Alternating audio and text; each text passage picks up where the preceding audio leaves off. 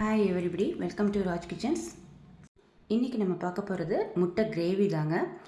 ரொம்ப சிம்பிள் மெத்தடில் எப்படி மேக் பண்ணலாம் அப்படின்னு சொல்லிட்டு பார்க்கலாம் அப்படின்ட்டு தான் இந்த வீடியோ எடுத்து உங்களோட ஷேர் பண்ணியிருக்கேன். ப்ளஸ் இது இட்லி, தோசை, சப்பாத்தி, சாதம் இது நாலுக்குமே ஆட் பண்ணி சாப்பிடும்போதும் நல்லாயிருக்கும். ப்ளஸ் ஃப்ரைட் ரைஸ்க்கு ஆட் பண்ணி சாப்பிடும்போதும் ரொம்ப டேஸ்டியாக இருக்கும். நீங்கள் வீட்டில் செஞ்சு பாருங்கள். செஞ்சு பார்த்துட்டு சாப்பிட்டு பார்த்துட்டு உங்களுடைய likes, comments, share, subscribe, bell button. இப்போது நான் 4 முட்டையை எடுத்து கூலிங் ஃபுல்லாக போக விட்டுருக்கேன். போக விட்டுட்டு பாயில் பண்ணியிருக்கேன். ஏன்னா ஃப்ரிட்ஜில் வைக்கும்போது நமக்கு வெடிப்புத்தன்மை வரும். ஸோ அந்த மாதிரி கூலிங் போக விட்டுட்டு எடுத்து பாயில் பண்ணுற மாதிரி பார்த்துக்கோங்க. இப்போ நம்ம வெங்காயம்னு பார்த்தீங்கன்னா பெரிய சைஸில் பெரிய வெங்காயம் 3 கட் பண்ணி எடுத்திருக்கேன். தக்காளி 4 தக்காளி பெரிய சைஸில் கட் பண்ணி எடுத்திருக்கேன். அதே மாதிரி பார்த்திங்கன்னா மீடியம் சைஸில் 2 சைஸ் பெரிய வெங்காயத்தை மெல்லிஸாக கட் பண்ணி எடுத்திருக்கேன். 3 பச்சை மிளகாவை கீறி எடுத்துட்டேன். அதோட கொஞ்சமாக புதினா தழை. இப்போது நம்ம மிக்ஸி ஜாரில் ஆட் பண்ணி அரைச்சி எடுத்துக்க போகிறோம்.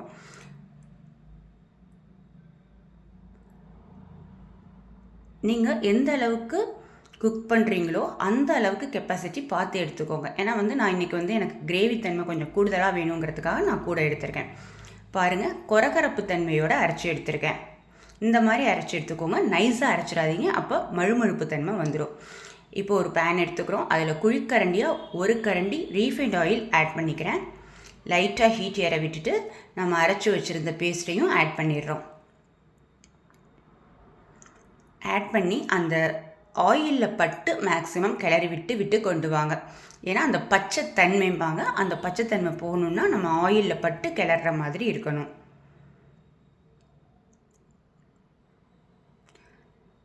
கொஞ்சம் ஸ்டவ் பக்கத்துலேயே நின்று கிளறி விட்டு கொண்டு வந்துக்கோங்க. நெக்ஸ்ட்டு 1 ஸ்பூன் அளவுக்கு உப்பு ஆட் பண்ணியிருக்கேன். மஞ்சள்தூள் 1 டீஸ்பூன், மிளகாய்த்தூள் 1 ஸ்பூன் ஆட் பண்ணி நல்லா கிளறி விட்டுருங்க. கிளறி விட்டுட்டு இப்போவும் நம்ம அந்த தக்காளி வெங்காயத்தோட தண்ணியோடையே சேர்ந்து அந்த ஆயிலோடையே சேர்ந்து கிளறி விட்டு கொண்டு வாங்க. அப்போ தான் அந்த பச்சைத்தன்மை ஃபுல்லாக நமக்கு ரிமூவ் ஆகும். அப்போ நம்ம தண்ணி ஆட் பண்ணும்போது வசதியாக இருக்கும். பாருங்கள், மேக்ஸிமம் ஸ்டவ் பக்கத்துலேயே நின்று பண்ணுற மாதிரி பார்த்துக்கோங்க. காரணம் என்னென்னா பிடிச்சிருச்சுன்னா பிடிப்புத்தன்மை வாசம் வந்துடும். ஸோ அந்த மாதிரி பார்த்து பண்ணிக்கோங்க. இப்போ நான் மிக்ஸி ஜார்லேயே மீதி லைட்டாக ஒட்டியிருக்கோம் இல்லைங்களா, அதையும் லைட்டாக வாஷ் பண்ணிடலாம் அப்படின்னு சொல்லிட்டு வாஷ் பண்ணி அந்த தண்ணியவே நான் அதோட ஆட் பண்ணிட்டேன். ஏன்னா நான் நார்மலாக எதுவும் வேஸ்ட் பண்ணுற பழக்கம் என்கிட்ட இருக்காது. ஓகே அப்படின்னு சொல்லிட்டு நான் இந்த மாதிரி மெத்தட்ஸில் ரெடி பண்ணிட்டேன். இப்போ இன்னொரு பேன் வச்சுக்கிறோம். அதுலேயும் நான் 1 கரண்டி குழிக்கரண்டி ஆயிலாக ஆட் பண்ணிக்கிறேன். ஸ்டவ் சிம் ஃப்ளேமில் வச்சுக்கோங்க. அதில் 1 ஸ்பூன் சோம்பு, 1 டீஸ்பூன் உளுந்தம்பருப்பு லைட்டாக பொரிய விடுங்க. ஸ்டவ்வை சிம் ஃப்ளேமில் வைக்க காரணம் என்ன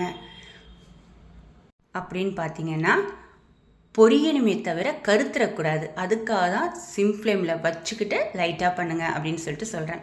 அதோட பட்டை, ஏலை இந்த 2 பொருள் மட்டும்தான் நான் இன்றைக்கி ஆட் பண்ணியிருக்கேன். வாசனை பொருட்களில் ஆட் பண்ணி லைட்டாக பொரிய விட்டுருங்க, கருக்க விட்டுறக்கூடாது. இப்போது 3 பச்சை மிளகாய் கட் பண்ணி வச்சுருந்தோம் இல்லையா, அதை ஆட் பண்ணியிருக்கிறோம். அதோட நம்ம கட் பண்ணி வச்சுருந்த வெங்காயத்தையும் ஆட் பண்ணிடுறோம். ஆட் பண்ணி நல்லா ஆயிலில் பட்டு கிளறி விட்டுருங்க.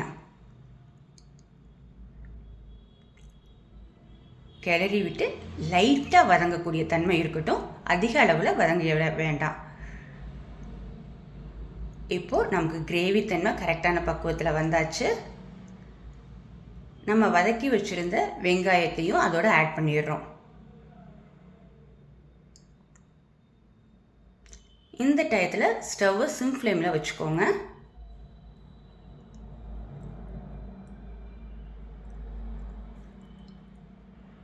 ஆட் பண்ணி நல்லா கிளறி விட்டுக்குங்க. இந்த மாதிரி செய்யும்போது நமக்கு அரை பக்குவத்தில் வெங்காயம் வெந்து இருக்கும்போது கொஞ்சம் நரிச்சுங்கிற தன்மையோட முட்டையோடு சேர்த்து சாப்பிடும்போது ரொம்ப டேஸ்டியாக இருக்கும்.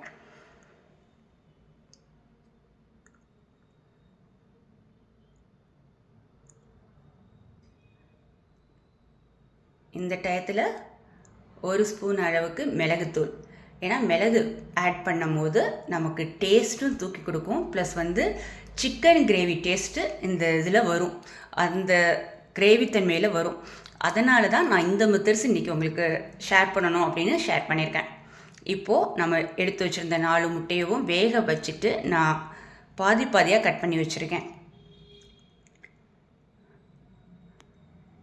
ஒரு பேன் எடுத்துக்கிட்டு அதை ரவுண்ட் தன்மையில் நம்ம கிரேவியை ஆட் பண்ணிடுறோம். ஸ்டவ்வை சிம் ஃப்ளேமில் வச்சுக்கோங்க. இந்த டயத்தில் நம்ம கட் பண்ணி வச்சுருந்த முட்டையவும் அதில் ஆட் பண்ணிடலாம். ஏன்னா முட்டை வந்து நம்ம ரவுண்டாக ஆட் பண்ணோம்னா டேஸ்ட்டு உள்ளே வந்து சாராது. பட் ஆனால் இந்த மாதிரி பண்ணும்போது நம்ம கீழேயும் கிரேவி வந்து அப்ளை பண்ணியிருக்கோம், ப்ளஸ் வந்து மேலேயும் லைட்டாக அப்ளை பண்ணும்போது அது சார்ந்து நமக்கு டேஸ்டியாக இருக்கும். ஸோ நான் இந்த மெத்தட்ஸில் மூவ் பண்ணால் நல்லாயிருக்கும் அப்படின்னு தான் உங்களோட ஷேர் பண்ணியிருக்கேன். இப்போது நமக்கு முட்டை கிரேவி ரெடி ஆகியாச்சு. நீங்கள் வந்து கரண்டி வச்சு திருப்பி விட வேண்டாம். ஏன்னா கரண்டி வச்சு திருப்பி விடும்போது நமக்கு முட்டை வந்து உடையக்கூடிய பக்குவம் வரும். அதனால் திருப்பி விட வேணாம். நீங்கள் அப்படியே எடுத்து வச்சு சாப்பிட்றதுக்கு ரொம்ப டேஸ்டியாக இருக்கும். கிரேவியோடு சேர்த்து சாப்பிடும்போது ரொம்ப நல்லாயிருக்கும்.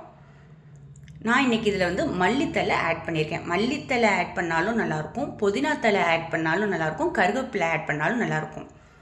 பார்க்கும்போதும் கலர்ஃபுல்லாக இருக்கணும், சாப்பிட லுக்காக இருக்கணும் அப்படிங்கிறதுக்காக நான் இந்த மெத்தட்ஸில் பண்ணிடுறேன். ப்ளஸ் வாசமும் இருக்கும், டேஸ்டியும் இருக்கும். நீங்கள் வீட்டில் செஞ்சு பார்த்துட்டு சாப்பிட்டு பார்த்துட்டு உங்களுடைய likes and comments, shares and subscribe bell button.